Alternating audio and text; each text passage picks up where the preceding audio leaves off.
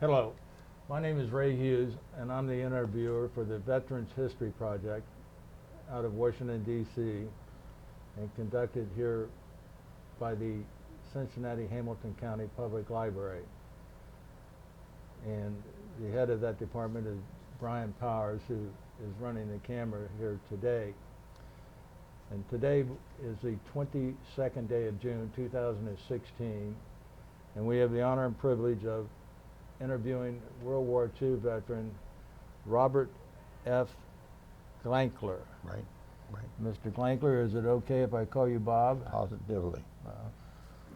Well, Bob, if you would, what was your birth date and where were you born? In Cincinnati, Ohio, and I was born in September 26, 1924. And where were you living at that time in Cincinnati? Down in North Side. North Side? Cincinnati. What was your address? Do you recall that? No, I don't know that. Yeah. No. And what were your parents' names, Bob? Frank and Hilda. Hilda? Yes. And what was your mother's maiden name? Kreis. K-R-I-E-S. K-R-I-E-S, Yes. Kreis. Right. I see. And what did your father do for a living, Bob? My father worked in a retail hardware store previous to going into World War One. Oh, okay. So, your dad was a veteran of World War One. yes. I see. Was he overseas? Yes. No. Yes. What did he do after World War One? Where did he work? Then he bought the hardware store. Oh, okay. Which hardware store? Camp Washington Hardware. I see. In Camp Washington, In Ohio. Camp Washington. Or Cincinnati, Ohio, but Not far from the Chili House? that's right, down the street.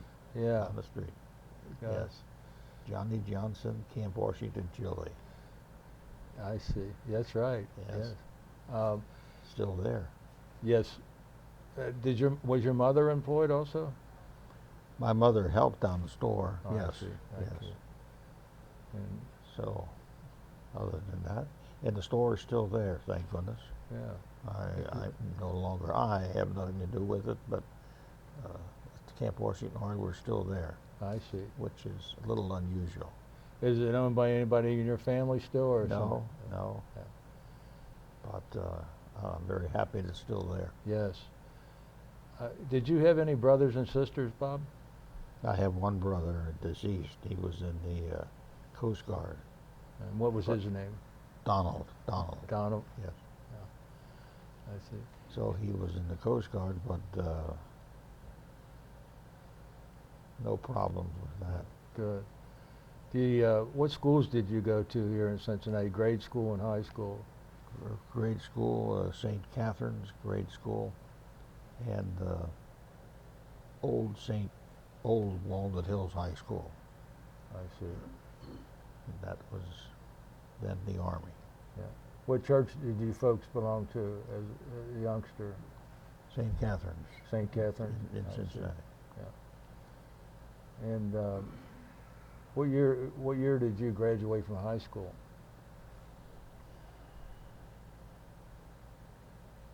I gotta think of that now. I graduated in 38. 1938? Yes. No. No. Probably. No. Or, If you were 18, you probably 38. graduated in 42. yes, right. Yes. Yes. Yeah. Prior to that, do you remember Pearl Harbor Day, and what were you doing, if you do remember it? That was a Sunday, and I was in the theater down in Cincinnati.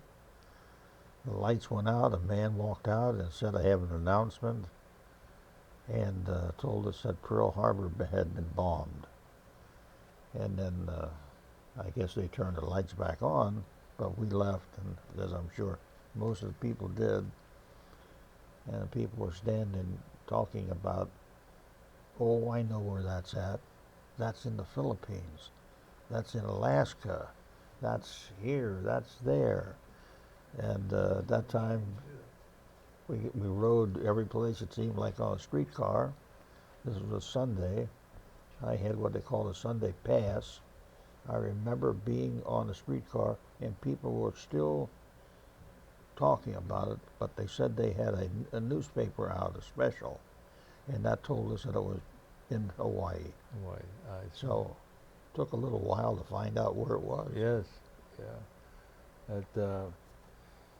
And you're in high school when that happened. Yes, So you finished your senior year in high school at Old Woodward, yes, yes. um, and then did you join the service right away, or did you? Well, my neighbors sent me a notice that said I was drafted. They requested my presence. So all of a sudden, after a lot of everybody else, all the exams and everything, I ended up in Fort Thomas across the river for several days, and I imagine saluted everybody I could, you know, that had a uniform on. Got on a train and ended up in Camp Davis, North Carolina. And then from that day on, we did, like anybody else, a lot of training, and they told us that we were in a new and a special outfit. And really didn't know, you know, oh my gosh, what are we? Anyway, the M1 rifle. I was in the 90 millimeter anti-aircraft outfit, which was exactly the same rifling as an M1 rifle. It was a 3-inch shell. Unfortunately, the rifle was the gun, I'll call it a rifle, the gun, was terrific. It could do anything that you wanted to do, but you couldn't out of its way. It had a hell of a recoil, just terrible recoil. Germany seems like they had an 88 millimeter gun. They put it on everything and it worked wonderfully. Right. We could not, for some reason or other, put it on tanks or whatever until quite a while. But when we first were there, it was terrible. And of course, in the Army, you're doing everything, or you're doing for record. So our record was 18 shells a minute. To do that, everybody had to work like Trojans. But this recoil was terrible, and guys were killed, and terribly, terribly crushed. So the ideal thing is to have a pit, which you dug. Then, of course, people, the part of the team, to get the shells there, to stack the shells, and then the gun crew to grab them. As soon as they were fired, of course, you got an empty shell, which is rolling around, or you're stumbling on it, and ultimately, this gun was so good that they could use it with radar, which was new to us and to, in a sense, I believe, the United States. Right. And Germany or England was using it. Germany was using it. And eventually, we trained with the Navy in Camp Bradford in Chesapeake Bay. I think the Navy used the radar quite a bit. And we had people who went to school to use it with radar. It just seemed like radar at that time was not smooth. Now, I'm telling you this because I was not on a gun crew. This is what I understand happened. This radar this was for, say, anti-aircraft. Here come the flights, the radar's on it, and instead of being nice and smooth, this gun could fire with it. All of a sudden, for some reason or other, it would jerk, and boom, the radar got him. When you're handling those shells, and they're handling 18 a minute, supposedly, we had a lot of casualties. It was a wonderful gun, and later on proved it was wonderful. and they took us, and instead of being wherever we use it for anti-aircraft, that they found out the Japs were not fighting a conventional war. They were using caves, which in the Pacific many people use for burial, like cemeteries. So here you have caves, and they enlarged the caves, then they put another cave attached to it, so they're firing it through out of this gun. And we're coming in, we're trying to get, say, an airstrip. And the airstrip, of course, has hills on both sides. We got to get that one and this one, and they're firing out of this one. Well, they had them all interconnected, so when we thought we had this one, they're firing at that one. But this 90 millimeter could do a fantastic job, like you could do with a rifle. It was wonderful, except it was rough with radar. It was terrible. So if you did it slow, then we could do it. And they made all kinds of different shells for it. So you could fire shrapnel, solid, whatever. Whatever the Army invented, needed, or made, you could do it with this rifle.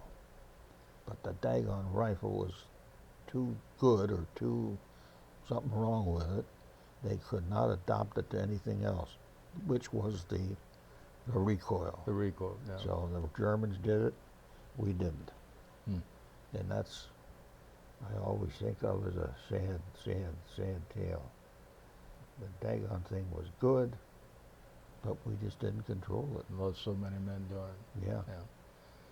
So you went to Camp Davis first, and then to Camp Radford in Chesapeake Bay? No, in between that, we were on the East Coast in North Carolina. And then we went up the East Coast to Camp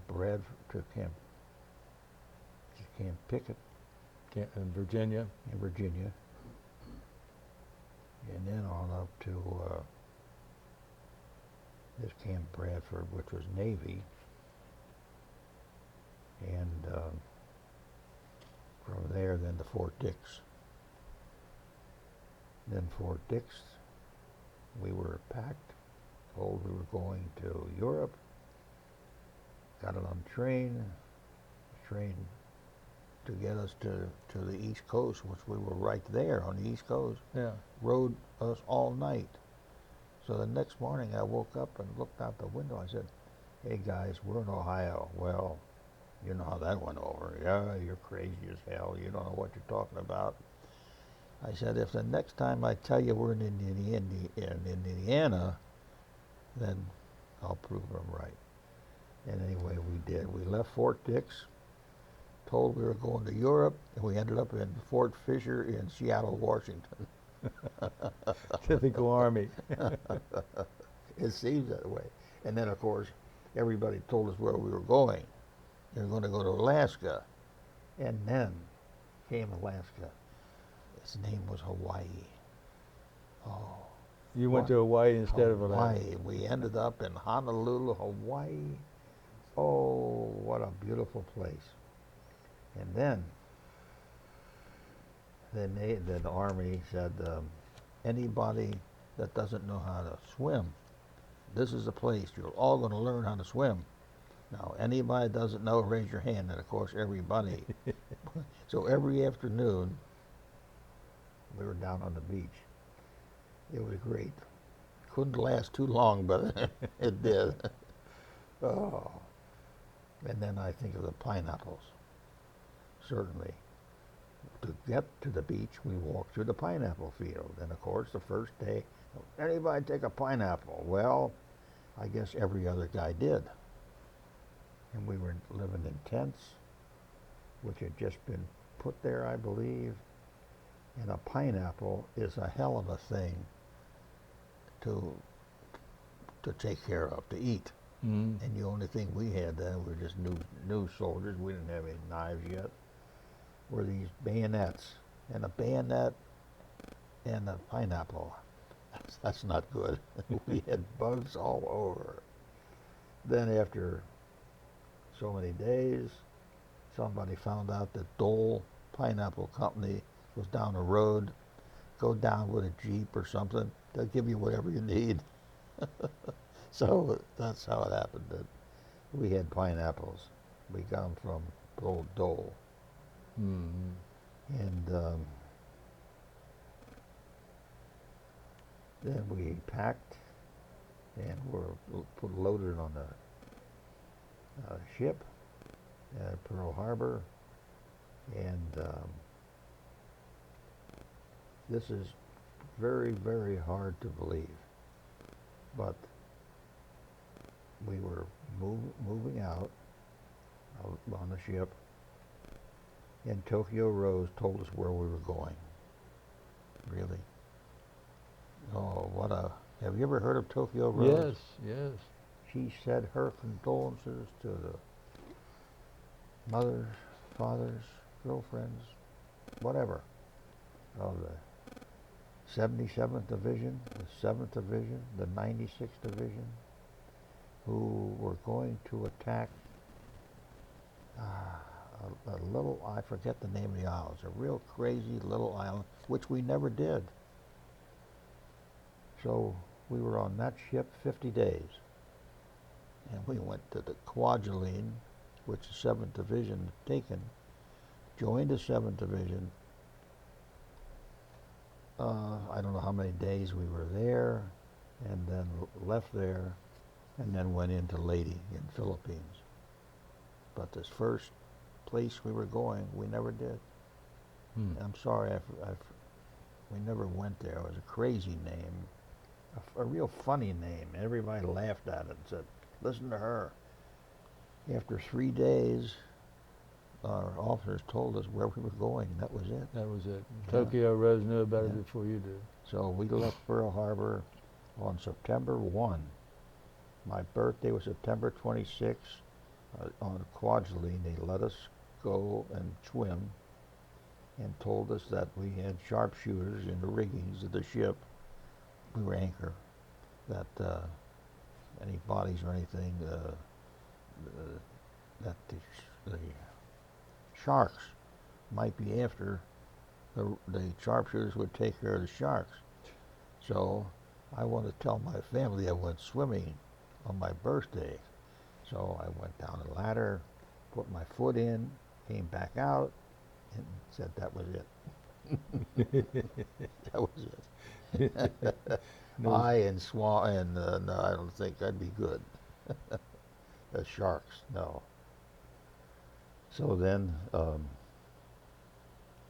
had a cousin from Cincinnati in the same division I was in, or attached to, and unfortunately he was a machine gunner. And that's the first one you got to get. He was killed there. That lady? Yes. Now, Howard Bruns, B-R-U-N-S. And he lived in outside of Cincinnati, in White Oak. And now, as I remember, if I remember correctly, the invasion at Leyte was October the 20th of 44. 20. Now, when did you go ashore? 8 a.m. On the 20th? Yep. We were the first ones in. And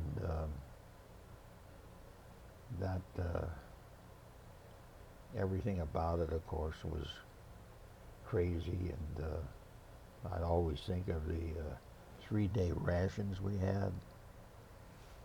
I believe the hard day was, the first day was hard candy. I don't know what the second day was, but the third one was a chocolate bar. Big. And we were told, do not eat it all at once. A chocolate bar in the Pacific. Gonna melt. Where is it? Maybe you can stick your finger in it Yeah. and lick it off, you know. So that was the beginning. Were you part of the landing, the first landing, going ashore on the beach? Yes, we went in at 8 o'clock. Did you have meet much resistance? Not, I thought we'd have more. No, no. My first concern was to get the heck off of this thing, this landing craft, you know. Right. So I'm looking. I know that's dumb. Keep your head down, but I'm looking, and all of a sudden, down goes the ramp, and that went down, part of the beach disappeared. I thought, oh my God, it was blown up, you know. So that was the start, and of course, all the trees, everything was wrecked, burning, a lot of noise, a lot of everything, and we just kept going and going and going and going. Now you're carrying just a rifle at this time, are you? And anything else they could put on me Okay. to bring in. So when we were getting off of the ship, then everybody had this put on them and that put on them. Down goes the railing. Now, there's nothing to grab onto. That's the ocean down there. So down on our belly, and your feet don't bend that way either. I mean, we're reaching for the rope, you know, warned, don't go down like this because the guy's going to step on it. Go down like this, and down, and when they say drop, pray that that guy knows what he's doing when he said drop. And you did, and we got in. And you landed in what, the landing craft, the LCV? Yeah, this was coming off of the transport. You know. Yeah, the LCI, I guess, landing craft infantry. Yes, Yeah. yeah, it wasn't nothing big, you know. Right. And by the time we started, which was before 8 o'clock in the morning, and they go round and round and round, and then everybody's throwing up a little bit more and a little bit more. So it was not a nice thing. And that night, that was a bad night. But Well, tell us about that night, what you mean. I thought, nobody will believe this. God, I needed a place, and everybody was so tired, and we were in such a mess. And of course, if you can find a tree, good, get behind it. But trees got roots. And I saw a hole. That hole must have been maybe as big as this room. And there's a Jap. And I had my rifle, and I had a bayonet, and he looked good to me. And I stuck him, and nothing came out, and he didn't move. And I thought, nobody will believe me. That's where I went to sleep. Someplace on his leg, hip, someplace. That was it. And then during the night, guys are falling in the thing or landing with me or near me, but I was so happy I didn't have to dig my first night's hole. This was a bombshell, or I mean, you know, an opening. Right. So that was the first night, and that was till October 20th. Then previous to that, of course, we got pulled back towards the beach, got new equipment, more training, and then Okinawa. And that was April Fool's Day, April 1. That's right, Sunday, So- April the 1st. And we walked in. We had to take it to the airstrip. That was our job. We walked in. There's concrete. And concrete is hard. We walked in every second waiting. When is it going to blow? What are they going to do? What are they doing? And a Jap plane landed on that first day, first hour.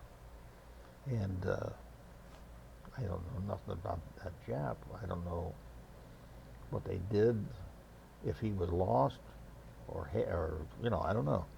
But everybody was happy that, you know, that was a Jap, and they had a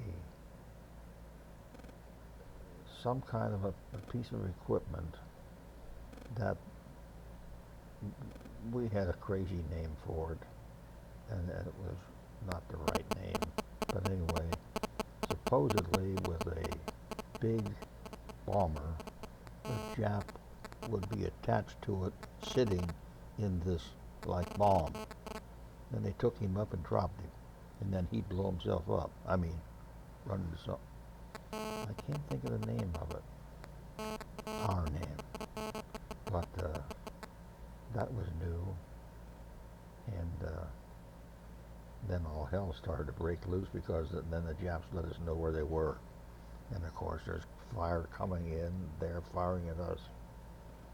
So most of the time, I, for one, didn't know what I was doing, just trying to stay alive and keep going forward. And then that was bad. Another bad time was the night of the day that they let us know that they never used the word atomic. They just said a big bomb had been exploded. And then they did it the second time and said another big bomb had been exploded, and the war is over. That was a bad night, because everybody, I think, that had a rifle, a gun, something, used it in that night. I'm sorry to say, we had guys in our outfit never used a rifle. They did that night. People, what do you do with a rifle? You shoot it up. Something comes down. And all night long, I mean, we were really dug in. I think it was the best digging in I ever did. Fast. And then it was done. If you would, I'd like to go back to Lady. The first night you're in that big crater, so to speak. Yeah, I think it was about this big. With a Japanese soldier. Yes. Did you use part of his body as a pillow, did you say? Yep, I slept on him. And my helmet was on.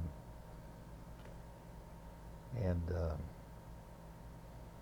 I don't know if this is too personal, but when you're there and you find a spot and you maybe have a real good hole. A real good what? A good hole. Right. Now, you put the helmet here, here. You only got one helmet. Yeah. So where do you put that helmet? What's going to keep you safe? Yeah. Unfortunately, the helmet's not long enough. So anyway, I just, there was no cameras or nothing. I thought nobody will ever believe me if they tell me this, but it happened. Yeah. How long were you on Lady? We were there till, we went in April 1st. You went in to open no. Lady on October the 20th.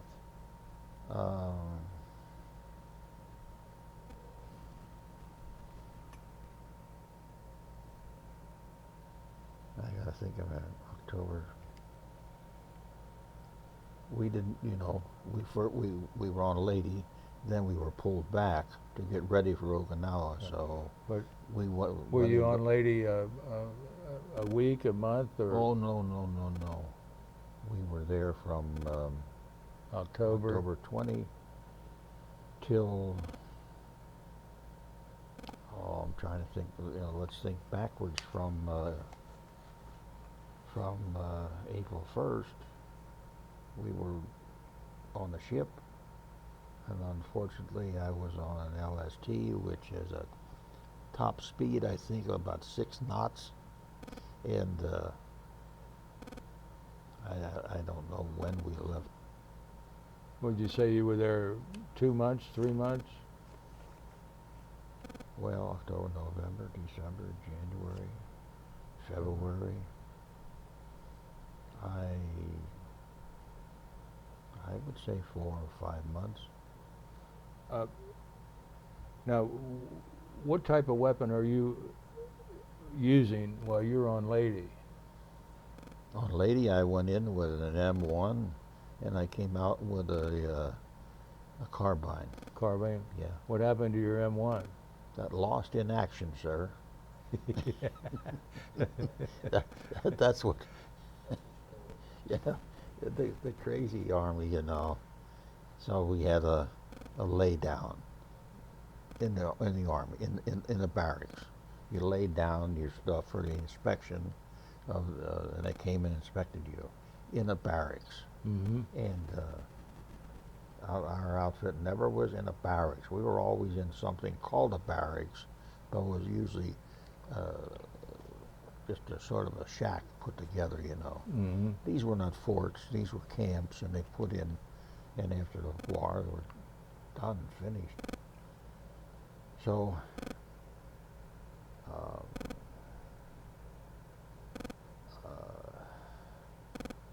I forget the point I was trying to make. You had a lay down, an inspection. And yes, that first one, thank goodness. Now, what are we going to do? And it'll lay it down right here in the sand or wherever you were. And boy, oh boy, when we heard the first person, somebody must have told him what to say. And where's this? And where's that? And where's this? And where's that? Lost in action, sir. Lost in action, sir. And I'd say 99% of the outfit lost the the luggage, the carrier for the gas warfare, the gas mask, the gas Mhm. mask. And of course, as soon as you got that, you took it out, and then when you got hand grenades, that came the hand grenade carrier. Well, now what? Where's your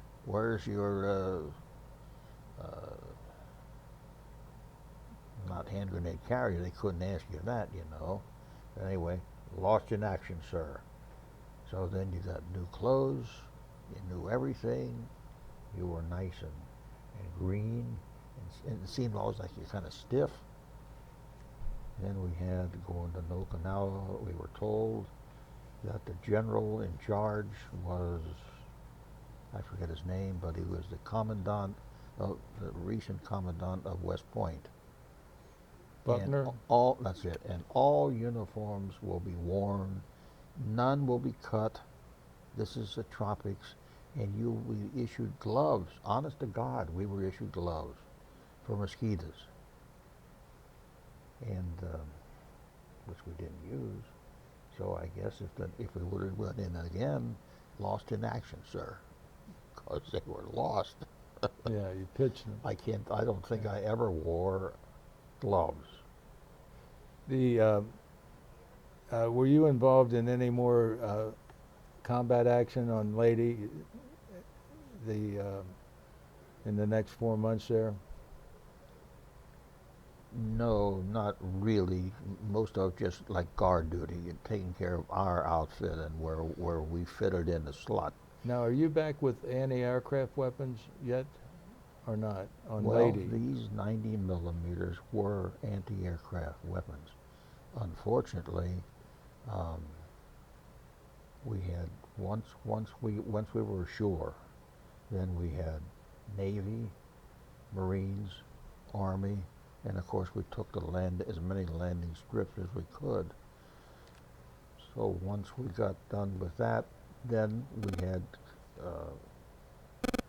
people joined us, and they could point out where we're going, what we're doing, and we used the shell that when it exploded, it burned and showed us where we were, and then you had to, you know. I was not on the gun crew. I'm sorry to say. I can't tell you how they controlled it, but we could put it out there, that's for sure. But not as much in the air as you would hope. So they used us more during the day than at night. I don't know what if you talk to anybody that was fighting in the Pacific, he often wondered about Washing Machine Charlie. Honest to gosh, every night came over this goofy Jap. But I was always thinking, that surf, that beach is always there, and it's white, and I think that's what he was doing, taking pictures, or because they blew up many things on the beach, including ammo, and that was scary. So every night Washing Machine Charlie came by, everybody fired at him. As far as we know, never hit him. Don't know. And at this time, you're guarding the airstrips, or what? No, we weren't, but we could have been. I mean, we might have been near a dump or something, but you don't know, So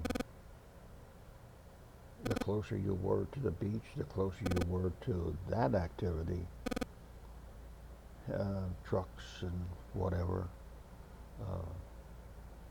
water, engineers came in, so they made water. Instead of bringing water from a ship, now you got to depend on that. And of course, everything the ships have got to be brought in. And we had some fellows that just begged to be taken out of, out of the line, so they did. And we got a nice captain. He sent them to the beach. Pretty soon, we heard they wanted to come back because the beach was always bombed, always machine gunned. So, how far inland would you say you went on Lady?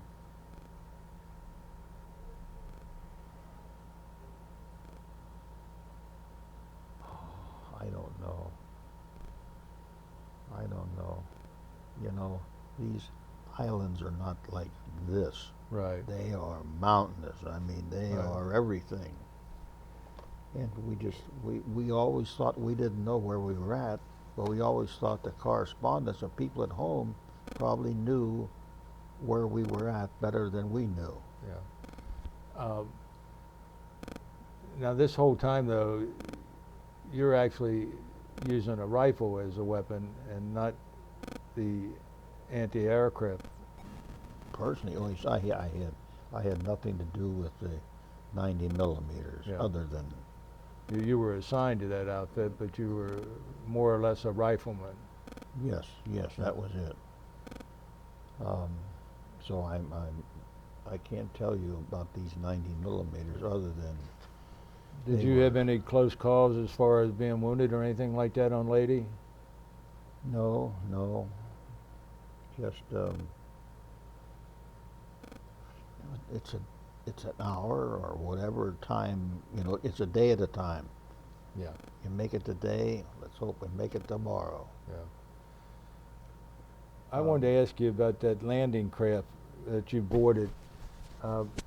When the front ramp broke down, did you step into water or did you step onto the beach? Water, but not deep water, Okay.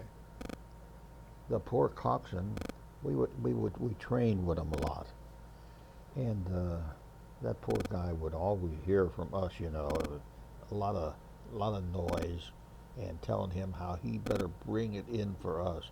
But the poor guy's got to bring you into the beach so you can get off, but he can't be in too far. He's got to get back And get out. Yeah, and if he's in a real nice spot, and if somebody next to him maybe is bringing in a tractor, boy, that's luck, because this guy quick get out and make a ramp for him. It's just a lot of confusion, a lot of luck, or whatever.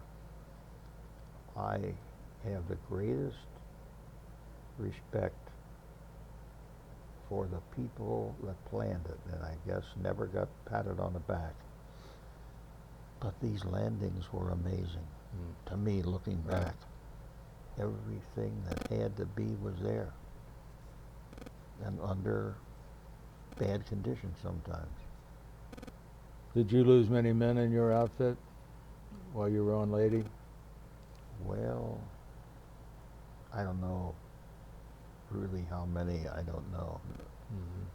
Personal friends, no, no. I don't know. I always feel sorry that you didn't know what happened to most of them, you know. Yeah. We had a hospital ship. We had fellows that came back from them.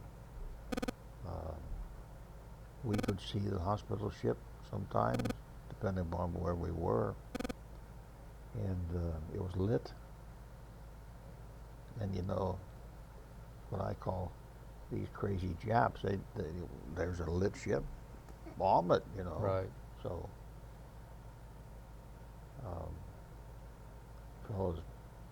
fellows came back, always talked about the nurses, how wonderful they were, and I don't know if a ship was ever hit. I don't know. Yeah. You hear so much wrong, so much rumors, and everybody all of a sudden becomes an expert, you know. Yeah. And they know this.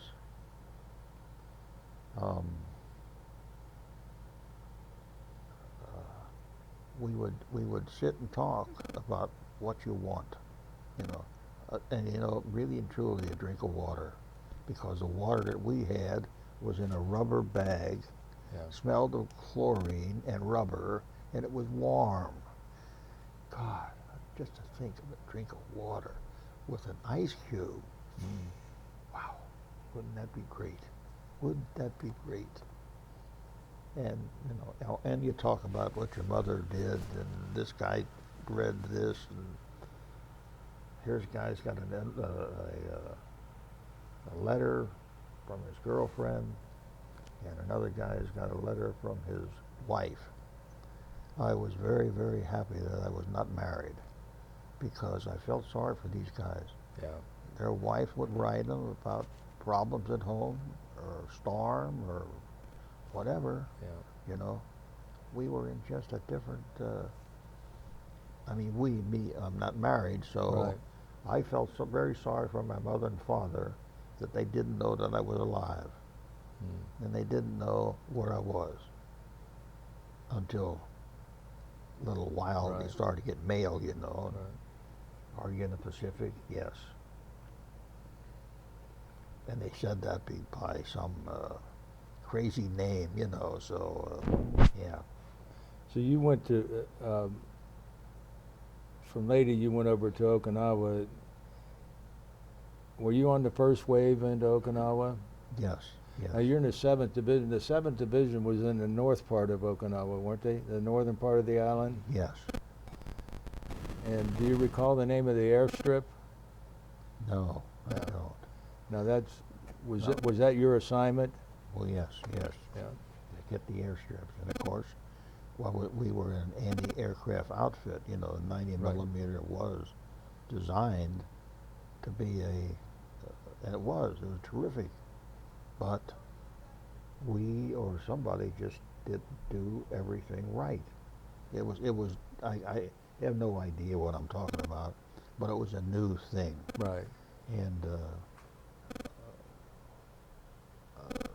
fellas that knew had much respect for the Germans. They talked about German radar. Right. They talked about German guns, ammo, and then we're thinking of how they did this. They were being bombed. The United States Right. was not being bombed, and the Germans had tanks, got these guns, 88 millimeter, and we knew nothing about them really. You said before that you had some Indian code talkers, I think you said, in the We- 7th. We had 2 Indians, and we didn't need them. This was something that some brain thought up, you know, well, the Marines had them, and Might as well get some for the Army. and I think, I don't know what I'm talking about now, other than I think the Marines had a particular tribe, Navajo or something like Right. that. These guys weren't from that, you know. They were just like me. How did I get here, and what do I do? Yeah. And so How long after you got ashore at Okinawa did you start meeting resistance from the Japanese?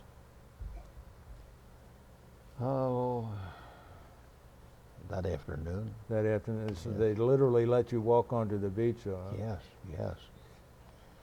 When are they going to blow it? Yeah. You know, and supposedly they said the thinking was, after thinking about it, that they wanted us to come ashore. This is what they knew. They knew their place. I mean, they wanted to kill us there rather than whatever. I don't know. Were you there, or obviously you were, I'm sorry. Do you recall when Simon Bolivar Buckner was killed? Just no. I just heard about it via, I don't know.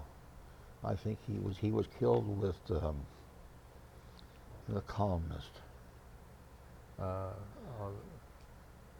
no, you're thinking of Ernie Powell. Right, right. Yeah, Ernie was killed on April the 18th in Hiroshima, Oh, I see. but Buckner was killed right there on Okinawa, though. Yes, yes. Yeah. You know, to me, he was just killed, and Yeah. now who do we get, you Yeah. know? But Buckner was the previous, a previous commandant, I think that's the right word, at West Point. Oh. And, you know, you're going to do it my way. And we're supposed to wear gloves, for God's sake.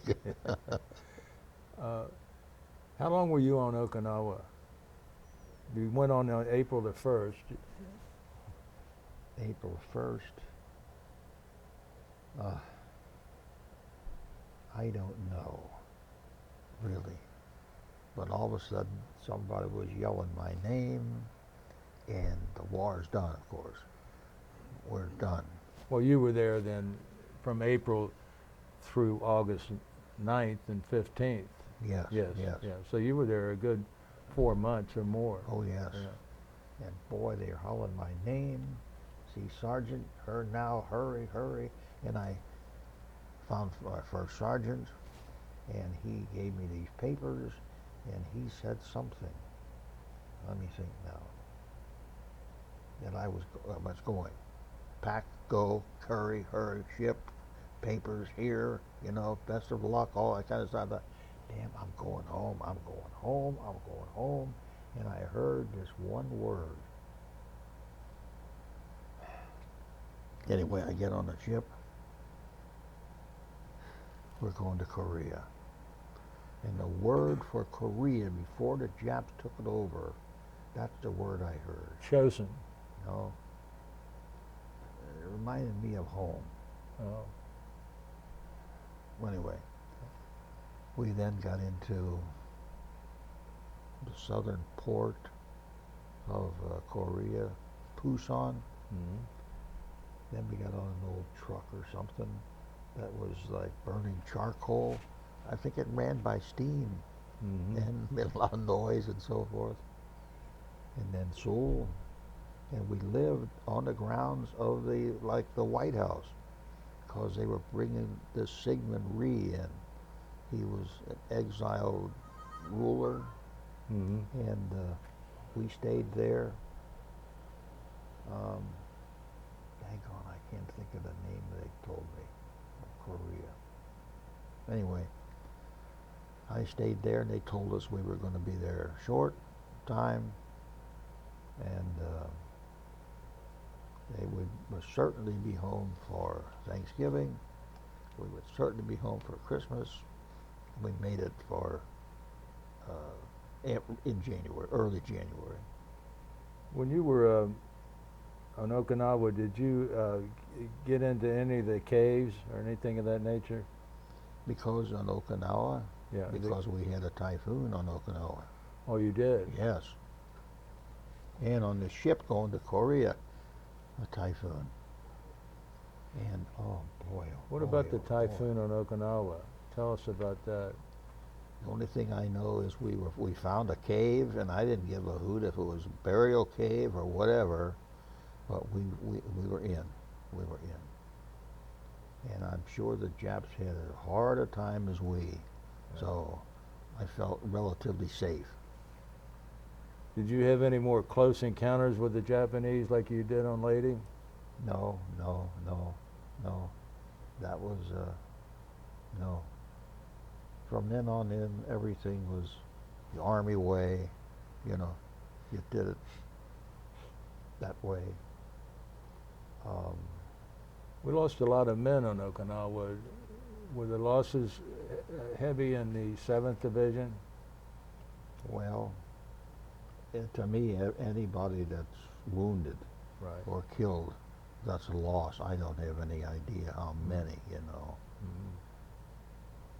I had an experience.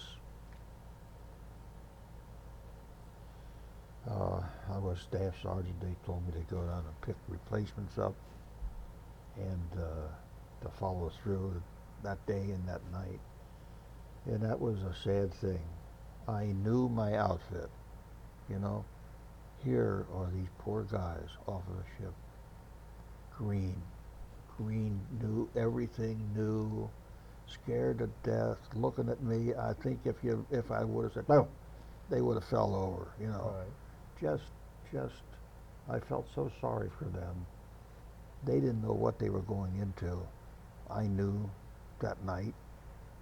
I had a friend, you know, a buddy. Right. These poor guys, I felt sorry for them. And unfortunately, I'm sorry to say this, there are some Americans who are Americans. And no matter what you said to them, that night, this is going to happen, I know. So you needed a buddy tonight. You. And I'd say, hey, here's a new one, here's a new one, here's a new one. For God's sake, shut up tonight. This is our rules here. Real quick, real fast. You shut up. You do what he tells you because he knows what you're going to do. He's going to tell you to dig. And don't smoke. Okay, I did my job. Well, here's what I call the typical American. He might be scared, and at 4 o'clock in the morning, somebody says, "Flut Roosevelt," and he says, "Fuck, told you," and here we go. We got a firefight going. They know where we're at. Yeah. Now, damn. And you know, this goes on and on and on. For God's sake, forever it seems. You're down. Why in the hell did he keep his mouth shut? And I hope the guy that's with him shuts him up, Yeah. you know. But that happened. That happened. It was one of the dumbest experiences of my life. You're dealing with people, I guess the most extreme experience in all of our lives, and I'm a son of a gun if they still don't know. I'm going to do it my way. Right. How A many men would you say were in the 504th? I don't know exactly. 30, 40? Oh no, this was a battalion. No, 800 no. men in a battalion. Yeah, 500, 600 men. Yeah. You know, you got headquarters, A, B, C, D, and medics, and Well, in your gun you position. had 16 guns. Yeah. So when you have to move them, had prime movers that you had to move them. When you practice, you had to absolutely. We practiced. We started out in North Carolina. Hot, oh son of a gun, and sand, And the ideal thing, you just don't set the gun there. The ideal thing is to dig it in. Mm. So, and sand is the son of a gun. I mean, Was your primary duty, though, to protect the 90 millimeter? yes, yes. Okay. And that was, Oh, any way at all. I mean, mechanically. and physically, I mean, with your rifle and. Oh yeah, yeah. from- Because that was the weapon. That was the weapon that was going to win the war, in a sense, you know. And the range on that 90 millimeter, would you say, was what? Oh, miles. Okay. I don't know. I wasn't on it. Yeah.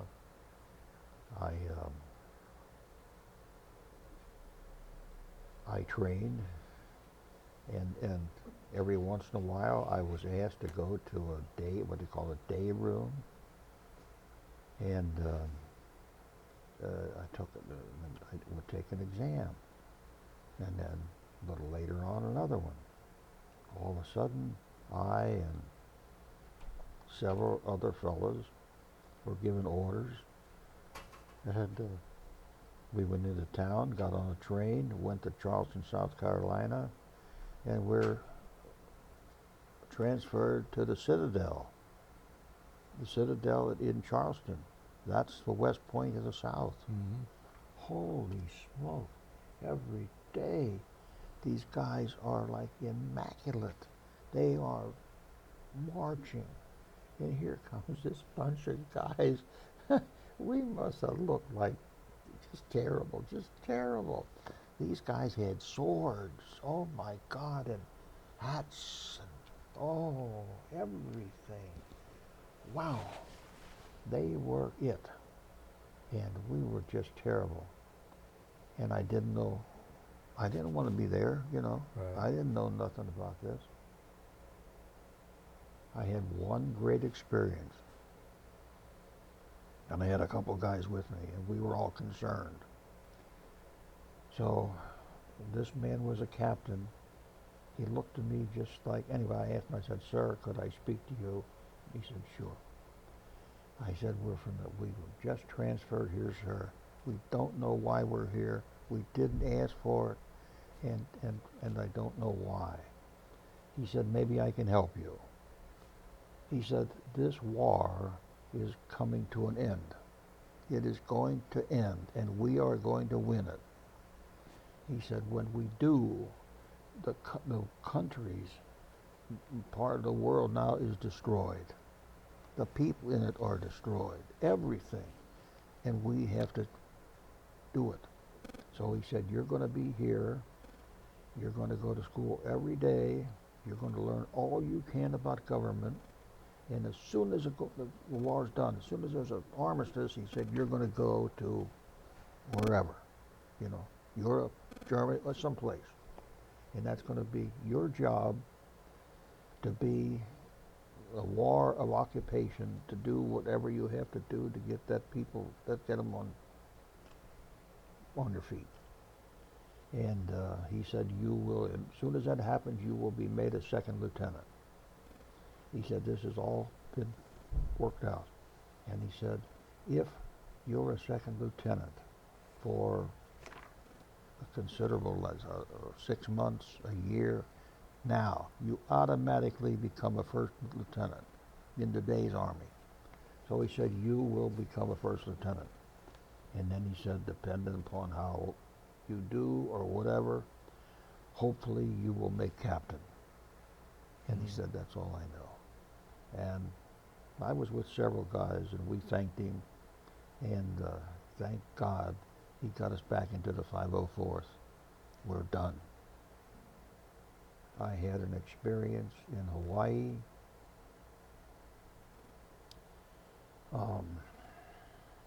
We were at Kahuka. That's on the spot or close to the place they said that the radar told whoever was on duty that the Japs were coming, Right. and somebody told them they were B-17. yeah, something like that. That's where we were, and that was about as far away from Honolulu as you could get. You could either go around Schofield Barracks or over Pally Pass, but we were there. And the sergeant said to me, get in the Jeep. I got in. He took me way to hell up in a hill someplace. And we got out, and he said, I want you to know that we know more about you and your family than you'll ever know. And he said, told me about General or President Who? Roosevelt. Mhm. Roosevelt had taken this asked this general, or appointed this general, I think his name was Donovan, to head the OSS, Office of OSS. Special Services. That's right, right there. And he said, you've been chosen to join us. And I said, what do you mean? I'm going to leave the 504th. He said, yeah.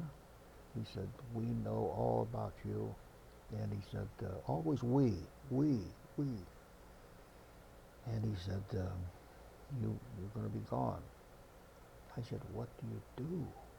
What do you ask me to do? What are we going to do? And he didn't say spy, but it meant that. And I said, he says, but you've got to be kidding me. Only thing I know about the Japs is, I don't know nothing about them. I said, I don't know one word. He said, no, that's wrong. He said, what we want is you. He said, our concern now. He said, he said, now, what I'm telling you now, he said, is you and me. President Roosevelt is deadly scared of Stalin. He's so concerned about Russia. When this war is done, is it still going to go on? Mm-hmm. He said, absolutely, the President of the United States, absolutely does not trust Stalin and doesn't believe one word that he says. Great Britain, Churchill, is our friend, but not Stalin. And he said, when this war is done, that's what we're concerned about. And what we want you and the other people that are with us, right now, we're going to transfer you out, and you're going to go to a point where there's going to be a lot of soldiers coming, going, and you're going to be with them, and the only thing you're going to do is engage in conversation. We want to know, how does a soldier coming from Europe, now transferred to the Pacific, we want to know how he thinks about fighting after this war. If Stalin fights us or takes or whatever, Right. and we're at war or a threat of war, what's that guy going to do? I thought, you've got to be kidding me. What the hell am I in now? I worked like hell to get out of the Citadel, which was beautiful. Right. My God, it was a beautiful place. And they're telling me I might be a captain. Now you're telling me I'm going to play cards and whatever, and with guys and report to you. Yeah. No, I said, he said, he's all ready to sign me up. I said, no, not me. No, I don't care what you say.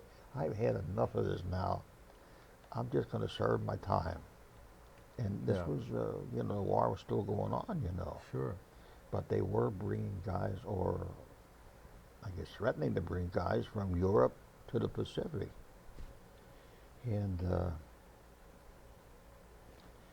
that's my last story about the Army. I never told he said I should tell nobody, not recognize him, never point him out, never say nothing to him. And I never told my mother and father. You don't remember his name? Sergeant Beckman. Beckman? Yep, that was his name. Yeah. We went to reunions, you know, when the war's done. I got married, and then the outfit would get together. And The 7th Division or the 504th? no, 504th. Okay. 7th Division was from Fort Ord, California. We were from Ohio, Kentucky, Indiana, and we'd meet, you know, for several days someplace. And I had my own little spy business. We sit with guys, you know, and we were married then, and most of the wives. And I'd say to these guys, "You remember Sergeant Beckman?" "No." "Who?" "No." "No kidding. He was that type of guy." Nobody remembered him. But and I never knew him before that day, and I don't know what he did. At one of these reunions, I asked a Captain Amarine, whose son was at that time in West Point, strictly Army, a real nice guy, and I said, "Captain, someday, can you find out from somebody?" He was a civilian like me, you know, he wasn't doing the Army. I said, "Can you find out anything about Sergeant Beckman?" And he said something to me then, like, "You know Sergeant Beckman?" I said, "Yeah." And he said he was S3 or something like that. Whatever is intelligence. S2. This. Okay. He said that was him. And Sergeant Amarine knew Captain Amarine knew Sergeant Beckman. And nobody else. I mean, enlisted guy. I don't know what he did. I never recognized him. I don't know where he was at. But they said he was a captain in our outfit. I mean, a sergeant. Sergeant, yeah. 3 stripes. He was right. He was recruiting. Yeah, yeah. OSS. Yeah. Bill Donovan. And OSS today is CIA. CIA. Okay. Right. So I often think of that, but So I didn't tell anybody because it sounded like you're bragging or something, Yeah. you know. I just never went out. If I saw him coming, you know, I don't know if I even said hello to him. And I guess that's the way he wanted. when's the last reunion you went to? Oh, gee, I don't know. A long time A ago. long time ago. I can't believe I'm 91 years old. I You can't look believe wonderful that. for 91, I can tell you that. I You look just- great. Thank you. You, I can't believe it. what did you think about the atomic bomb after you found out what it was? Thank you. I'm sorry. Yeah. Thank you. You're the enemy. They told us that we were going into, maybe I got this wrong, Honshu, a northern island. And they brought us and put up a big, big tent on Okinawa. And then we went in and they showed us movies of a doctor or somebody taking a guy's toe because of freezing. This was about Europe, and they showed us, we never had any sleeping bags, you know. We had the opposite of a sleeping bag. Right. We had a hole that maybe we dug as quickly as we could, and when we came in, it was water. These So they damn were- islands were water. So what were they going to do? Assign you the northern island for the invasion? Yes, yes, we were the 504th, the 7th Division, I guess. I don't know, you know, I'm just talking when they talk to Well, me. Honshu is north of Kyushu. I think they had a Winter Olympics there. I think so. Okay. And that's where we were supposedly going, and they were showing us all this new equipment. Shoes. They said guys had shoes, just shoes, and that their feet froze or whatever. They showed us guy taking a toe off. Ooh. And sleeping bags. Right. And they said they had a new sleeping bag that you could take a rifle in, and out you'd come. We didn't know what they were talking about. We never had of sleeping bags. Yeah. We didn't know what they meant. Um, and we never knew what 10 and 1 rations were. We had C rations, K rations. Right. We had a can or a box. And um, uh, So I just, we had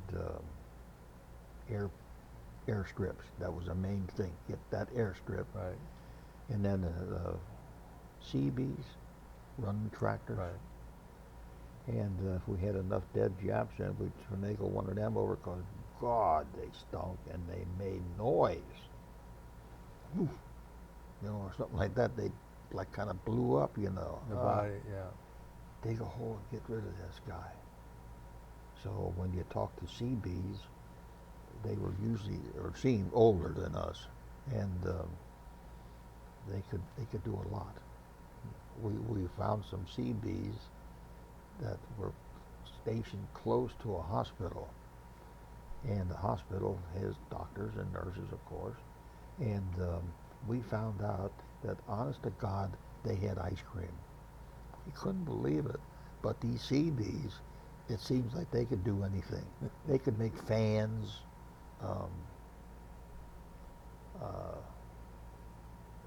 On an island, there's only so many places you can put an airstrip, and the Japs had an airstrip.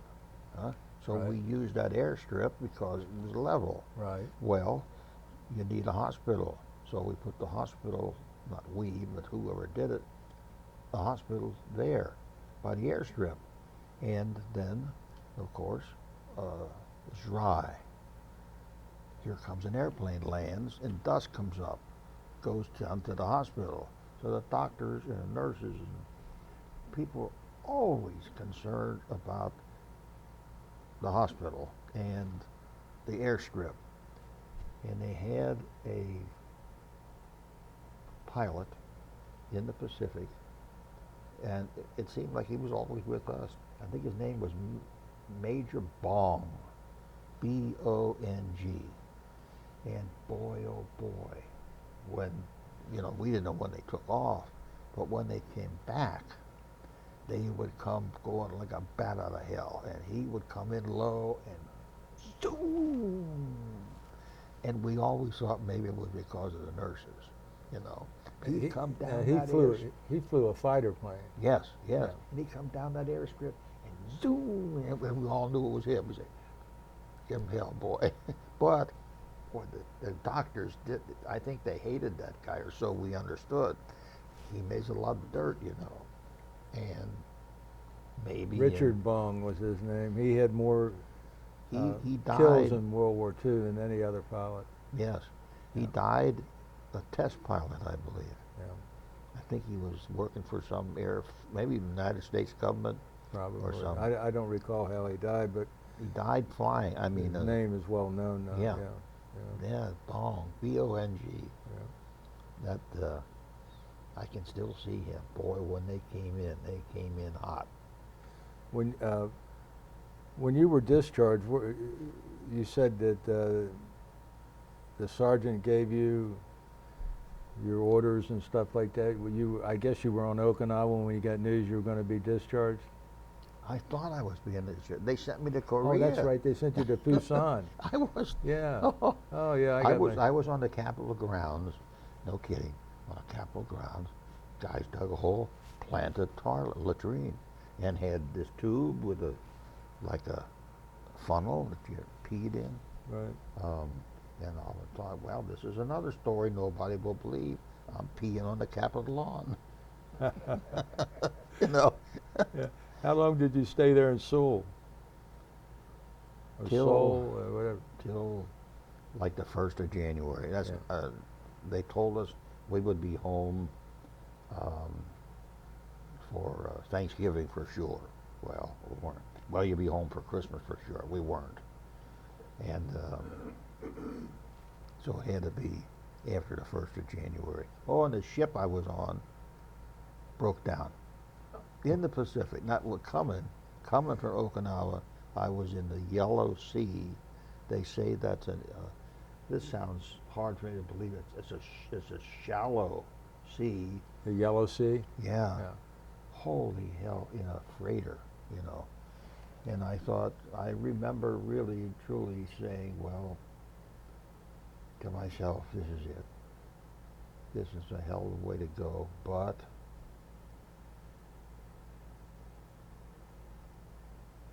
I couldn't hold my breath no more than like 13 minutes or whatever it was, you know. And I thought, well, that's how long it's going to take to die. I thought, this is it. Of all the crazy stuff that happened to me, all of this stuff, I wasn't in the Navy. This is going to be the last story. He died. He was a soldier, but he died in the Navy. And noise. Oh my God, I remember it so noisy stuff. Bang! And, you know, slowed down. Now they open the windows, the doors. You know, damn sailors are always clanging something shut. And they opened it up. We said, phew, we made it. And they said, no, now we have to go out. We're in the eye. God, we had to do it again. But of course we made it. So You were in a typhoon? yeah. We went into Busan. Yeah. That was amazing, you know. So you get to the point you say, what else can happen? Yeah. You know, what the hell? I made it so far. When did you get home? When? Yes. I don't know. It was right after the first of the year. In January of '46? Yes. Is that when you were discharged? In Camp Atterbury in Indiana. Oh, Indiana, yeah. You know, it was cold. God, it was cold. We got $300 when we were discharged. And I know my mother and I went downtown on Vine Street. And boy, I bought some clothes. So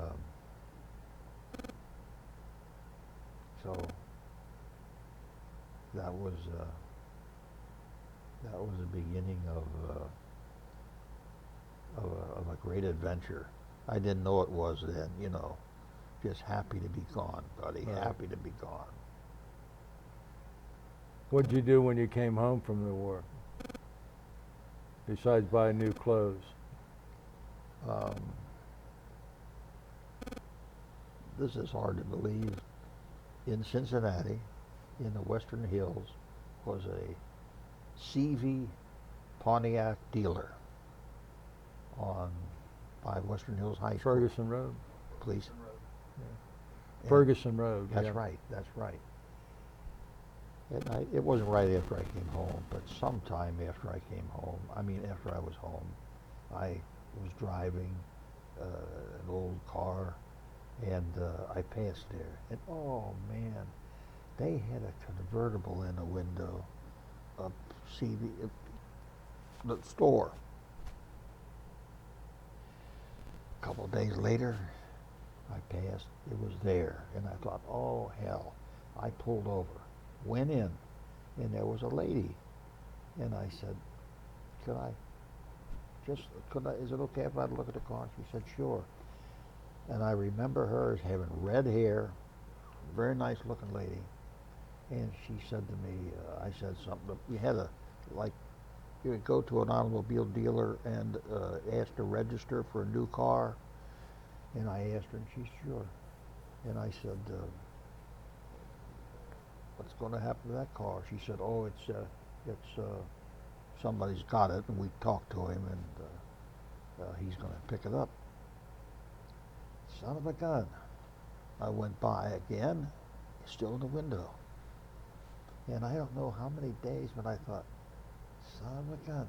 So anyway, I was right on the range. I just stopped, went in, and this lady was there, and in an argument with her. It turned out her brothers. I think she had two brothers, and her father and her, and they were arguing. They hardly noticed me, and then she said, "You wait, you wait, you wait, you wait." And I did, and I thought, I don't know what the hell is going on, but something's going on. And this was the father and his two sons, who he had probably said, or that they were going to own the CB Motor Company someday. You know, they were going to buy it or something, but not her. And she said, yes, I am 1/3, and I helped when you were here selling this new car, this thing, this, and she said to me, and it fell through. Would you want to buy it? Oh, that really sent them off. And she said something like, do you have money? And I said, yes, ma'am. And I was caught in this. The father was kind of helping her, helping him, helping her, talking to him, and looking at me. And she's asked me if I had money, you know, and I don't have it on me, but I said I can talk to my mother, father, yes, I'd love to have this. And I bought the daggone Pontiac, a convertible. Would you believe it? I couldn't believe it. Yeah, God. Well, And I went out at that time with a girl in St. Bernard. And I live in the Western Hills, Montana Avenue, convertible. One of the suits that I bought was like tan, like your pants, whatever color that is, you know. Yeah, a coat and pants. And I was picking her up. It was a Saturday night. So it's spring, it's nice weather, boy, oh boy, oh boy, and I go out Spring Grove Avenue, I turned up Mitchell Avenue, and when I did, boom, down goes a railroad thing, stop, you know, let it stop. And the railroad, the train stopped, and I happened to look up, and there's an engineer, or whatever you call them. I know there were two guys looking at me. And they were talking, and I kind of thought, oh, hell, I can't go forward. And they're backing me, and I did whatever I had to do, and I knew it was going to happen. Those guys looked at me, and I knew they had me. That train pulled out, and shoot, shoot. It was like a coal pile. Cinders came down on me. I never saw nothing so fast. You know, if you took that paper and just went like this, yeah. that was my convertible. Holy smoke! There was no cell phones or nothing. Then she lived in St. Bernard. What am I going to do? Well, hell, I just wanted to go do something, you know. And I don't know if I called her up, went someplace to get a telephone or something to let her know I wasn't going to be there. And then I went home, and oh my God, I really think this was leather. And when it's sewed, it makes a seam, and the seam is full of cinders. Oh, what a mess. Oh my God. So that was the downfall when I came home. Speaking of a woman, when did you meet your wife, and what was her name? My wife was a nurse in training at Good Samaritan Hospital. I had a friend. He was in Europe, and he met this lady and married her. And her name was Jean, and I wasn't in a wedding, but he and I were pretty good friends. I worked for a while at Conn's on Spring Grove Avenue. He worked there. And anyway, he got married, and trying to come up in the world, go to school, married, all that kind of stuff. And I had this convertible. And I think everybody got a ride in a convertible at one time or another. He's asked me, I was down the store then working with my father. Ultimately, I bought the store.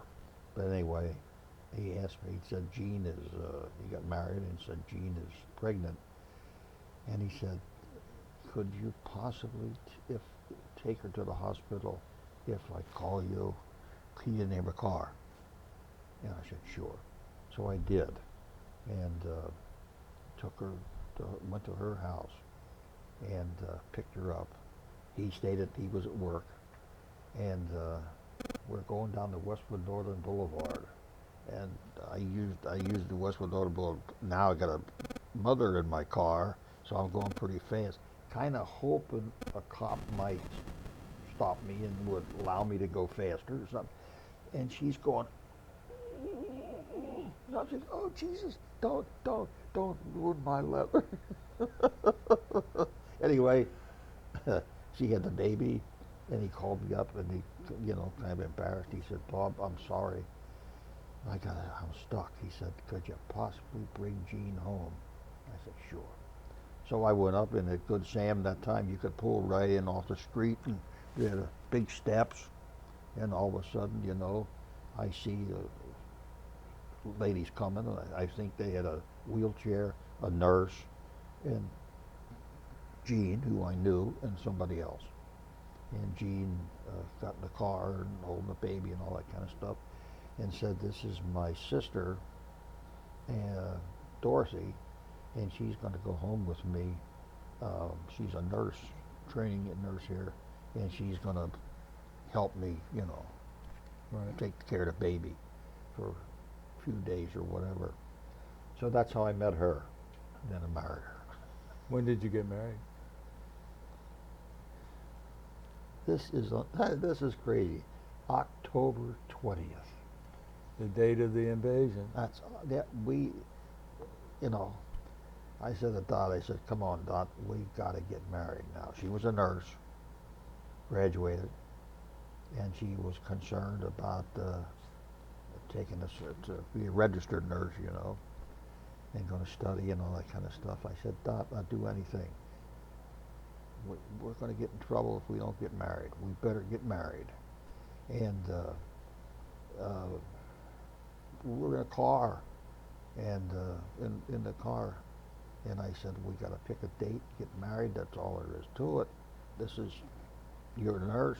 And she said, no, I don't want to get married. I took me my whole life. I want to be a nurse.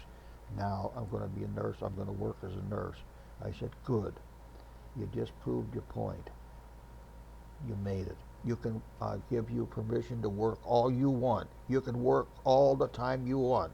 I'm just asking you, marry me, and you can work as long as you want. So that's how that came about.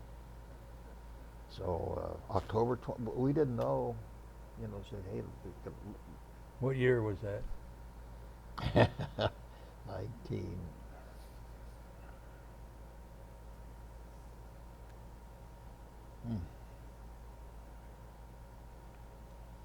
So what year was the war done? 45. I'd say a couple of years after that. How long were you married? 60 some years. 60. And how many children did you have? Boy, and a girl. 4 children. Yeah, two and two. What are their names? John, Jane, Nancy. I skipped one. And Bob, Jane, Donald. and Donald. They live here in Cincinnati? Yes. Yeah. Yeah, great kids. You ended up buying the hardware store? Once again, a long story. I really was delighted to hear. And I had a little touch, like at the Citadel and, of college. And I thought, oh boy, I would have loved to have been an engineer. And my mother and father, my father mainly, but my mother, had the hardware store. My father bought it in Depression. And people would say to my mother when I was with them, why did Frank buy that store? It's a terrible time. And my mother would always say, he said, if we can make it now, when Depression's done, everything will be fine. And I came home, and I thought, my God in heaven, the store just looked terrible. Just looked terrible. It was ill stocked. It wasn't stocked good. The samples were gone. And anyway, unfortunately, it was in Camp Washington. All factories, all slaughterhouses. Well, before the war, Pop was okay. He was a hardware store and had butcher supplies, knives, steels, all kind of everything that the factory needed. And he was a hardware store. There was a hardware store up the street. He was mostly like house and women and pots and pans and so forth. And my God, I thought, what the heck happened? Oh, and also the landlord he rented was making noise. Anyway, I thought, my God in heaven, what are we going to do here? And I went down and worked with Pop. And I could have been under the GI Bill. And I thought, well, I'll just, I called up and found out that I didn't have to sign right now. And I thought in my mind, well, I'll stay a year and then I'll go to school. And I went down the store and to the best of my ability, did everything I could, talked to the salesman, made deals, went to all the factory bosses, talked to them, talked to whoever I could, and made any kind of deal I could of buying out of the catalog. If I had a big hardware catalog, they were big. And I became known as anything you need out of that catalog, 10% over cost. So guys wanted to buy guns and they were expensive. And so I applied and got a license from the government, and I became known in that area as a guy to go to buy guns. So the most expensive gun I sold a shotgun, a 12-gauge shotgun, for $900. Wow. Handmade by either Winchester or I forget the other one. But it was handmade and known for that. And so $900. Wow. That's what it cost me. And I gave him the phone, and he talked to a guy at Cruzy who I bought from, and it cost him $990, 10%.